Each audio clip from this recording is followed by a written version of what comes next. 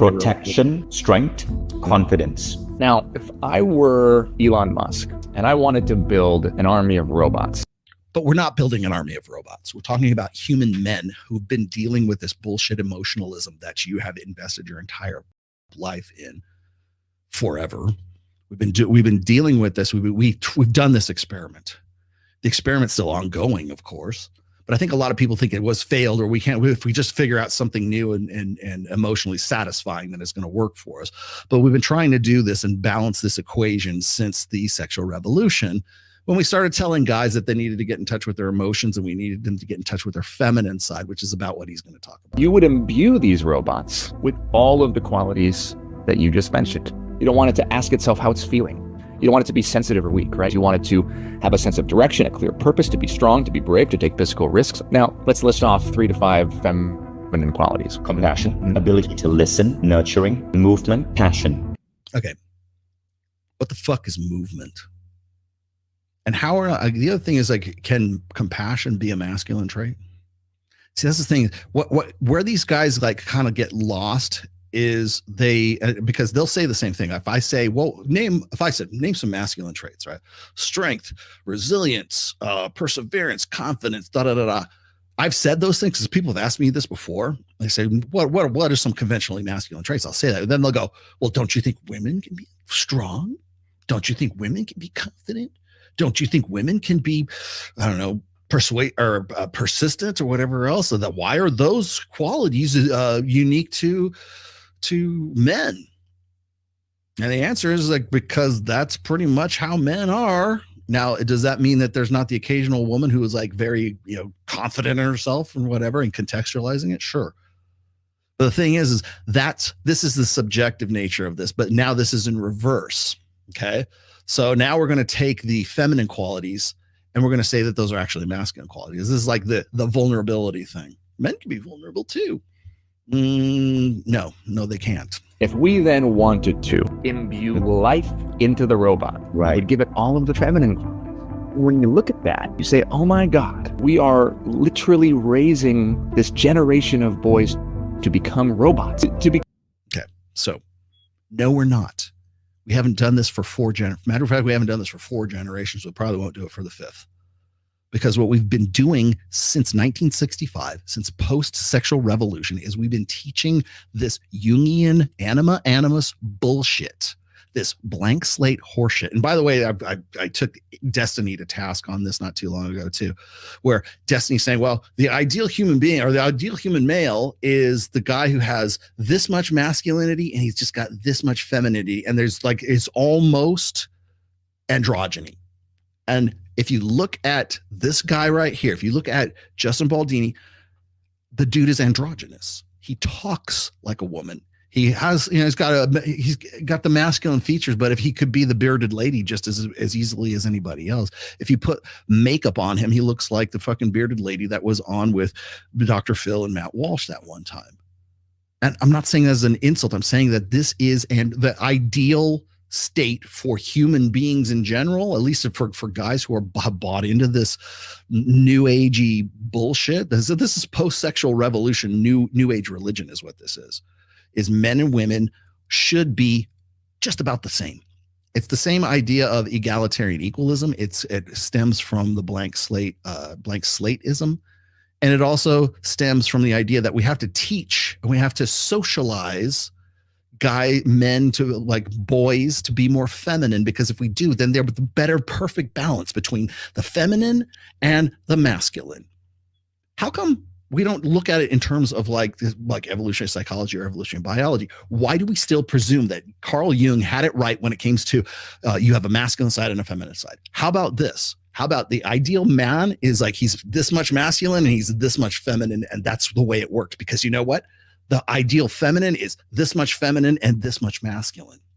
And then when they come together, they're complements. Instead of trying to be this perfect, idealized fucking androgynous thing, instead of you want to know why men and women don't need each other? It's exactly this fucking mentality.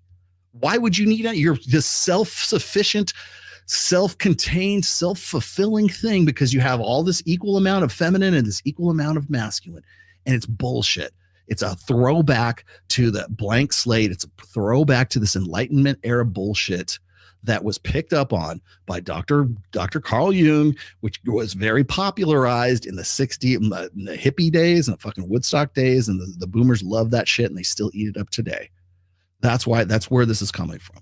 No, the ideal state for boys is to have this much masculine and this much feminine, and then have the opposite for girls. Why? Because when we do that, we find out that we're innate complements to one another and we actually need each other. When a boy or when a woman or a man has the equal amount of masculine and feminine, both of in their personalities, assuming that animus is for real, they don't need each other. Who the fuck would care? Right? We're androgynous things. We have no need for anything outside of ourselves because we're self-fulfilling. We're the perfect balance of feminine and masculine.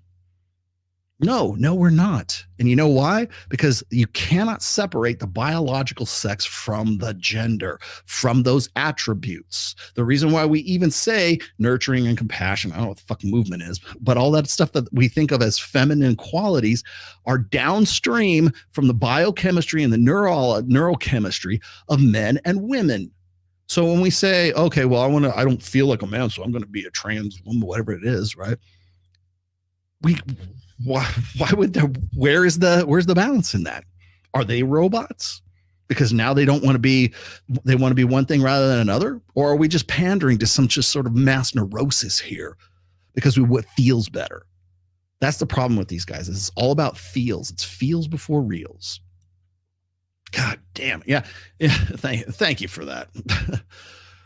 But, and the reason why we say that is the guy's kind of seems is because he's very effeminate. He's very fey, right?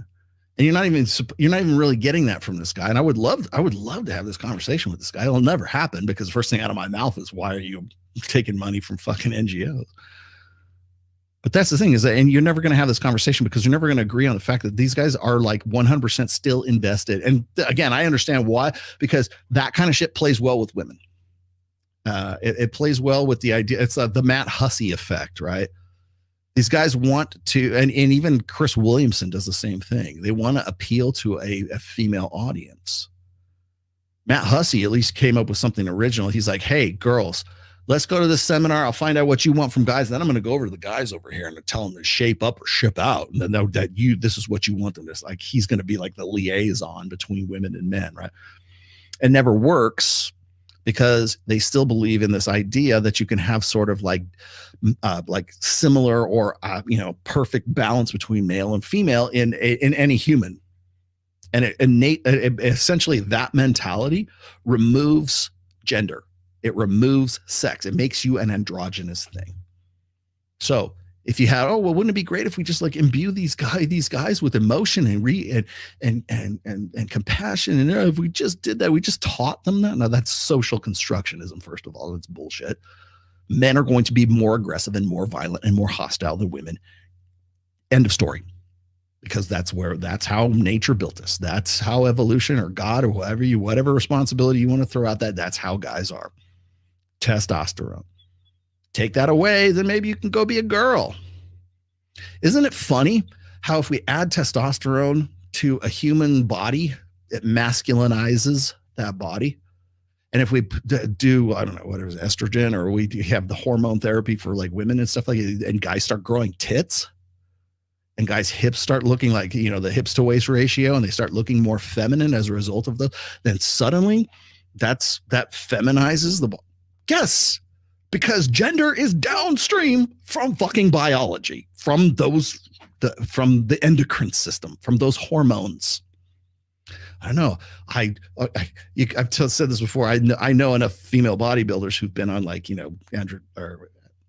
on gear, right? I know enough women who've been on like female bodybuilders, competitors, and the first thing they say, and I think there was a girl on Joe Rogan not too long ago said the same thing. You give a woman a dose of testosterone cyprinate. For instance, if my wife were to get my dosage of TRT, first thing she would say is, God, I can't believe how horny you guys are. Because that should be a conventionally masculine trait. Guys are horny. Guys want to fuck.